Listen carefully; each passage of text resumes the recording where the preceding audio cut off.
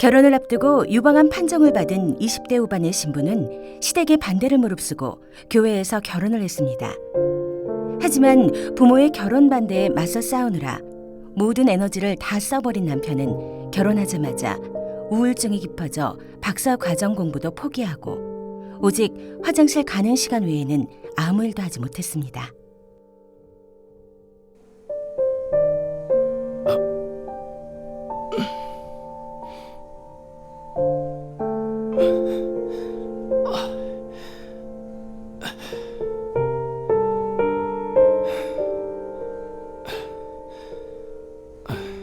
여보, 밥 먹어야...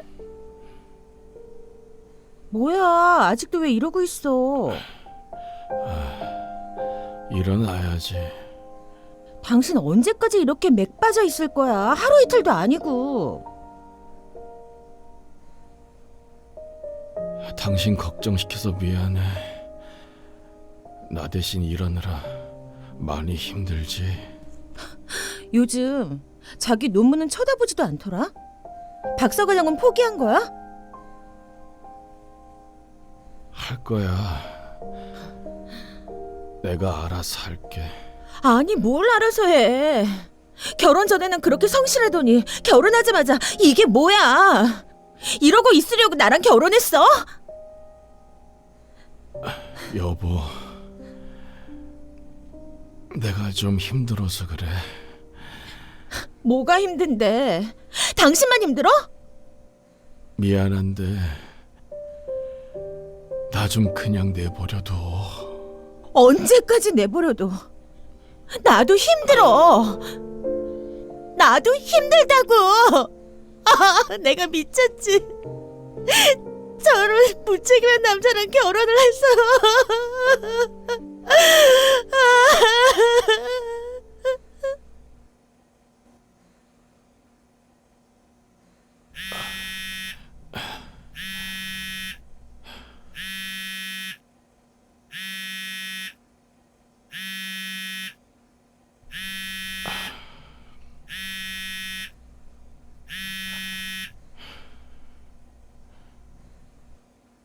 네, 무슨 일이세요? 아들, 엄마가 아들한테 무슨 일이 있어야 전화하니? 섭섭하게 왜 이래? 근데 아들, 무슨 일 있어? 목소리 왜 그래? 너네 싸웠니? 싸우긴. 우리 잘 살고 있으니까 걱정하지 마세요. 아휴, 아니 그렇게 반대하는 결혼했으면 행복하게 잘 사는 모습 보여주던가. 아휴, 결혼 전부터 암 걸린 아픈 애를 만나서 병수발이나 들더니. 또 그 얘기예요? 끊어요.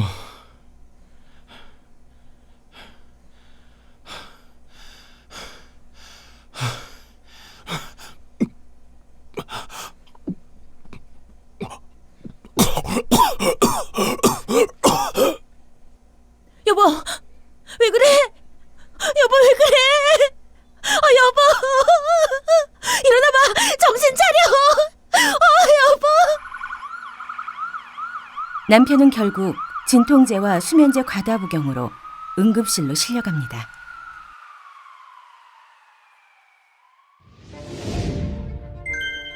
누구나 행복한 결혼 생활을 꿈꿉니다. 하지만 결혼은 현실입니다. 부부의 갈등은 끊이지 않습니다. 그럴 때면 나보다는 항상 상대 배우자의 잘잘못을 따지는 경우가 더 많고 상대를 원망하기까지 합니다. 부부의 세계, 사랑받고 사랑하고 끝없는 전쟁.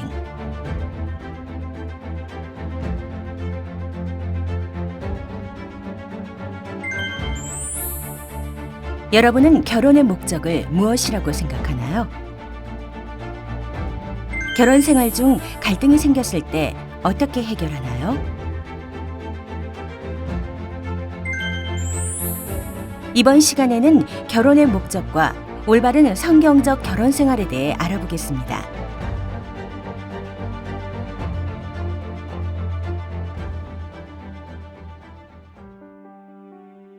오늘 이야기의 주인공인 이 집사님은 처녀 시절 배우자의 집안 배경과 경제력을 따지는 친구들을 속으로 정죄했다고 해요. 그러면서 자신은 오직 성실함과 믿음을 보고 남자를 만난다고 자부했습니다. 그리고 이제 하나님이 이런 자신을 축복하실 것이라는 혼자만의 착각에 빠져 있었습니다. 그런데 앞에서 보셨다시피 참 기구하게도 이분이 결혼도 하기 전에 그만 유방암에 걸리고 말았어요. 남자친구는 이분이 수술과 치료를 받는 동안 끝까지 곁에서 병간호를 하며 지켜주었답니다. 이뿐만 아니라 이 남자친구는 집안의 반대에도 불구하고 어렵게 부모의 허락을 받아서 결국 두 사람은 교회에서 결혼 예배를 드렸어요. 세상에 요즘 이런 순종파 남자가 어디 있습니까? 그러니 집사님도 암 투병하느라 죽을 만큼 힘들었지만 주변 사람들에게 잘 사는 모습을 얼마나 보여주고 싶었겠습니까?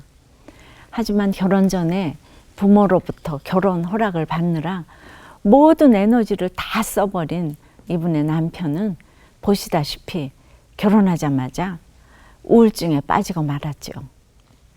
화장실에 가는 시간 외에는 침대에서 일어나지도 못했어요. 그러나 이 집사님이 더 힘든 것은 혼자서 생활비를 벌어야 하는 것이었어요. 부유한 집안에서 자라며 평생 느껴보지 못한 어떤 이런 금전적인 어려움이 피부에 와닿자 비참하고 자존심이 상해 참 울기도 많이 울었습니다. 그리고 배우자의 조건을 따진다며 속으로 무시했던 친구들의 모습이 눈에 들어오며 나는 왜 저런 세상에 지혜가 없었나 하는 원망까지 들었어요. 결국 자신이 아플 때 희생하며 기다려준 남편의 헌신적인 수고에 대한 고마움도 싹 사라져 버렸어요. 아니 오히려 이렇게 집안에 들어누워 있으려고 나하고 결혼했나 하는 원망과 의심만 들었습니다. 그러니 보시다시피 젊은 이 부부에겐 하루하루가 전쟁 같았습니다. 우울증이 더욱 심해진 남편은 늑간 신경통까지 앓게 되었어요. 영과 육이 황폐해진 남편을 보며 이 집사님은 그제야 자신이 할 수 있는 것이 아무것도 없음을 깨달았죠. 아내는 병원에서 의사에게 남편에 대한 병명을 듣게 되고 병원에 실려온 남편을 보며 극심한 고난 가운데 배우자로 주신 남편을 제대로 품지 못한 자기 죄를 고백합니다.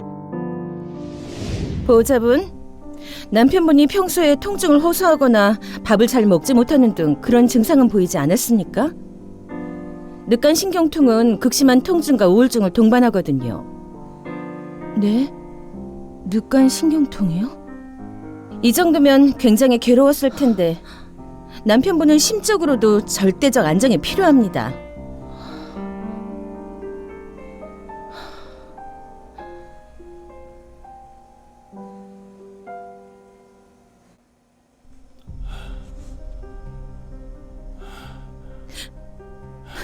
주님, 다 저 때문이에요. 저 때문에 남편이 이렇게 아파하고 있어요.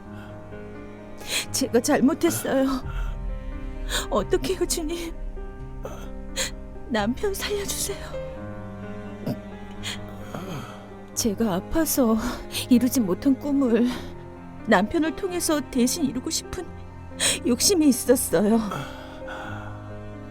그러면서도 믿음과 성실로 결혼했으니 하나님께서 축복해 주실 거라는 착각에 빠져 남편의 아픔과 상처들에는 관심도 없고 남편에게 너무 큰 상처를 줬어요.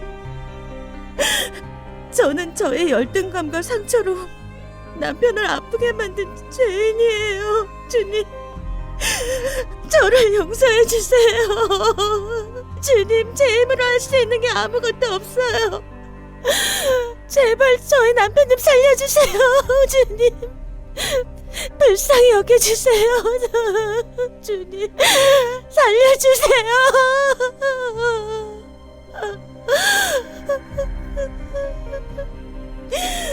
주님, 제가 잘못했어요.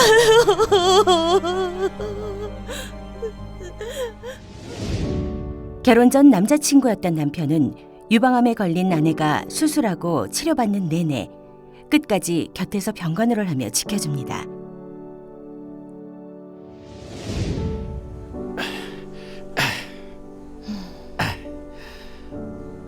괜찮아? 뭐가? 자기 나 따라다니느라고 힘들지. 에휴, 별소리를 다 한다. 내 걱정 말고 당신은 얼른 회복할 생각이나 해. 자, 이렇게. 춥겠다. 내가 자기 앞길 망치는 것 같아서 그렇지. 내가 왜 이렇게 열심히 하는 줄 알아? 자기 사랑해서 그래. 사랑해서. 나 박사과정만 끝나면 내가 진짜 행복하게 해줄게. 나만 믿어. 우리 결혼 다시 생각해볼까? 에휴, 또 그 소리. 아니, 내가 자기 인생 망치는 것 같아서 그렇지. 자기야, 쓸데없는 소리 하지 말고 일단 항암 잘 받고 회복하자. 알았지? 응, 고마워. 나는 자기같이 좋은 사람 만나서 참 감사해. 그걸 이제 알았나? 근데 나 아직도 예뻐? 아직도 예뻐. 병원에서 태어난 남편과 아내는 출근을 합니다. 이들의 결혼 생활은 이제 바뀌었습니다.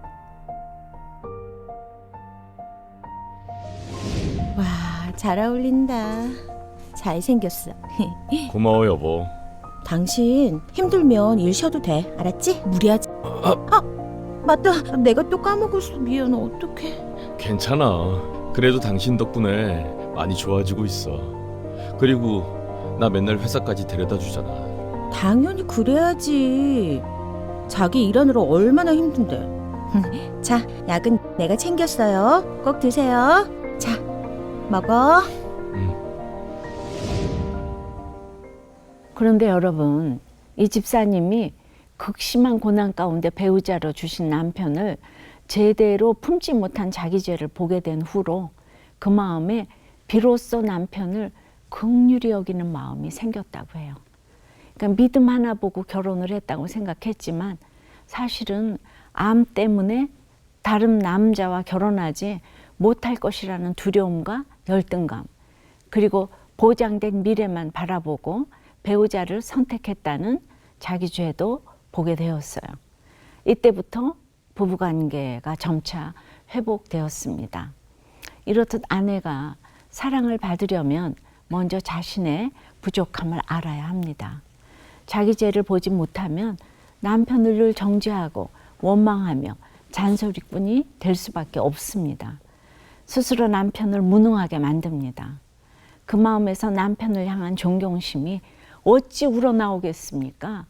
또 아내가 그렇게 날마다 들들 볶아대는데 그런 남편에게는 또 무슨 자존감이 있겠습니까? 지혜롭지 못하고 그저 똑똑하기만 하면 남편의 사랑은커녕 남편의 앞길만 가로막을 뿐입니다.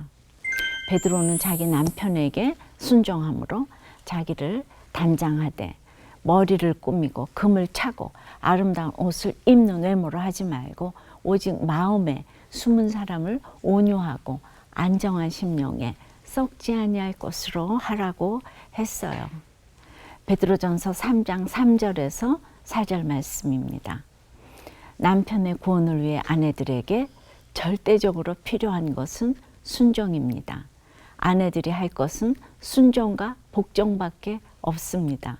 제가 남전여비 사상이 가득해서 드리는 말씀이 아니에요.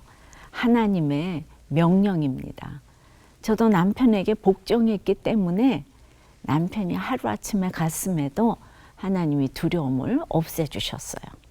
남편에게 복종한 것이 내가 살 수 있는 모든 근거를 만들어 준 것이죠. 사랑받지 못하는 아름다움이나 사랑받지 못하는 지혜로움은 무용지물에 불과합니다. 내가 부족하고 내가 죄인임을 인정하는 것이 사랑의 지혜입니다. 사랑스러운 여인이 될 수 있는 지름길이에요. 나의 부족함에도 불구하고 나와 함께 살아주는 남편을 진정 존경하고자 애쓰다 보면 절로 복종이 되고 사랑을 받게 됩니다. 행여 남편의 사랑을 받지 못하더라도 하나님께서 그 사랑을 책임져 주실 것입니다. 이 하나님의 사랑을 믿어야 합니다. 이 방송을 보고 계시는 아내분들은 어떠세요? 남편을 존경하고 있습니까? 아니면 원수처럼 여기고 있습니까? 지금 남편에게 무슨 불만 있으세요? 그것이 내 욕심 때문이라는 것이 인정이 되세요? 그런데 여러분, 우리가 하나님도 아닌데 어찌 문제 많은 남편에게 사랑의 마음을 가질 수 있겠습니까? 바라보기만 해도 숨이 탁 막히는데 어찌 사랑의 마음이 폴폴 솟아나겠습니까?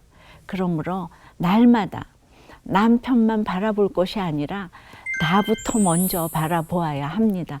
나부터 변해야 합니다. 남편이 변하고 안 변하고는 하나님께 맡기고 내가 오직 하나님 한 분만으로 기뻐할 때 남편이 변하게 됩니다. 그리고 내 노력으로 남편의 잘못된 습관을 고치고 남편을 변하게 만들겠다는 그 생각을 내려놓아야 합니다. 그래봐야 내 성질만 더 더러워지고 부부관계만 더 나빠집니다. 내 힘으로 남편을 변화시키겠다는 생각을 내려놓으면 내 힘이 빠지고 도끼가 빠져서 저절로 사랑스러운 여인이 되는 것입니다. 이런 경우도 있어요. 대학 입시 때부터 인생에 실패가 거듭되면서 깊은 열등감과 분노에 사로잡혔다가 현실에서 도피하는 심정으로 결혼을 한 자매 이야기예요. 결혼도 현실인데 그것을 현실 도피처로 삼았으니 결혼 생활이 원만했겠습니까? 모든 걸 남편이 채워주기를 바랐으나 그 욕심이 채워지지 않으니 그녀의 결혼은 불행의 연속이었어요. 그녀는 모든 것을 남편 탓으로 돌리고 그를 원망하고 미워했어요. 그러니까 어린 두 아이가 딸린 가정과 남편은 그녀의 인생에 방해가 될 뿐이었죠. 그래서 그녀는 실력을 쌓아 안정된 직장을 얻으면 이혼하리라 결심하고 열심히 공부에 매달리기 시작했어요. 그래서 가정보다 세상 성공을 선택한 것이죠. 한 가정의 아내가 이혼을 위해 공부를 하다니요. 참 지독한 집념이 아닐 수 없죠. 그 마음속에 칼을 푼 거예요. 그러니 가정이 평온할 리 있겠습니까? 날마다 집안에는 고성과 폭력이 오갔습니다. 그러다 결국 두 아이 중 엄마 손이 더욱 필요한 어린 둘째를 남편에게 맡겨버리고 별거를 시작했어요. 이 그녀는 협의 이혼 서류를 접수하면서도 혹시 모를 소송에도 대비했고요. 얼마나 철저하게 준비했는지 모릅니다. 그런데 예상치 못한 일이 벌어졌어요. 좋은 직장을 얻는데 실패한 거예요. 수없이 지원했는데 지원하는 데마다 계속 다 떨어졌어요. 이런 상황이 이해되지 않아 이제 그녀는 매일 술에 빠져 살았어요. 자신의 삶이 마치 물이 없어 마르고 황폐한 땅같이 되니까 이 절망과 두려움에 사로잡혀 결국 이혼을 위해서 공부까지 한 이 자매가 생각한 게 자살이에요. 자살까지 생각했어요. 근데 어느 날 새벽까지 침실에서 술을 마시고 있는데 갑자기 하나님 생각이 나더랍니다. 하나님이 막 슬픈 표정으로 자신을 지켜보시는 것 같아서 펑펑 울었는데 그때 비로소 자신이 하나님과 남편 앞에서 얼마나 이렇게 너무 염치 없이 살았음이 깨달아지고 가정을 광야로 만든 자기죄도 보이더랍니다. 감사하게도 그녀는 이혼 판결 직전 하나님의 말씀에 순종함으로 이혼을 포기했어요.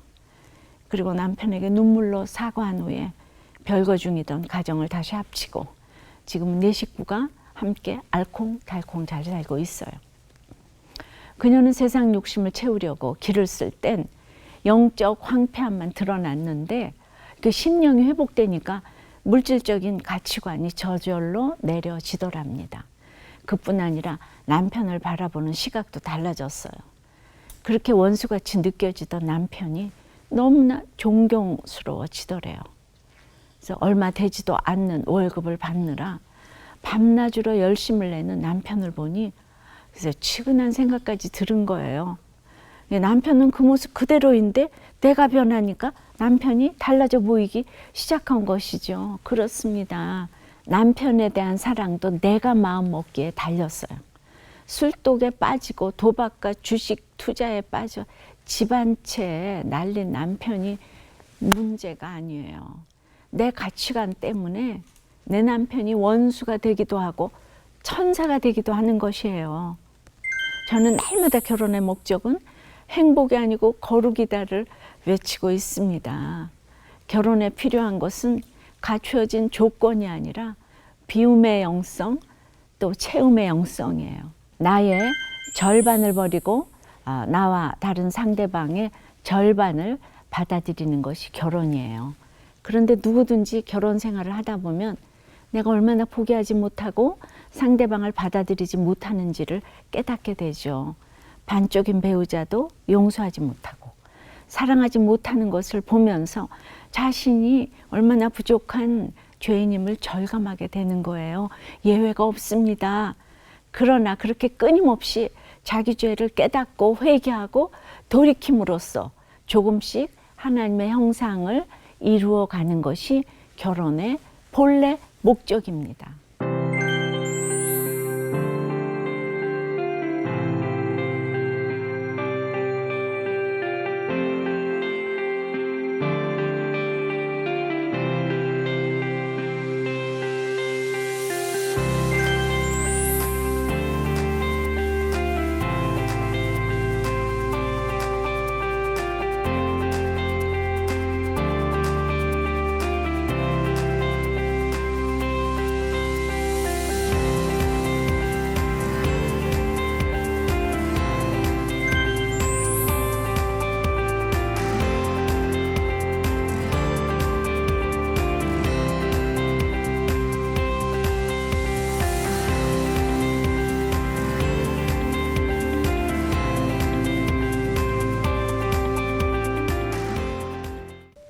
이처럼 행복이 아닌 거룩을 이루는 것이 하나님께서 본래 품으신 결혼의 목적인 것입니다. 그러므로 결혼식의 맹세처럼 하나님께서 부르시는 그날까지 한 남편과 한 아내로 살아가는 것은 엄청난 축복입니다. 결혼으로 한 몸이 되었다면 다른 선택은 없습니다.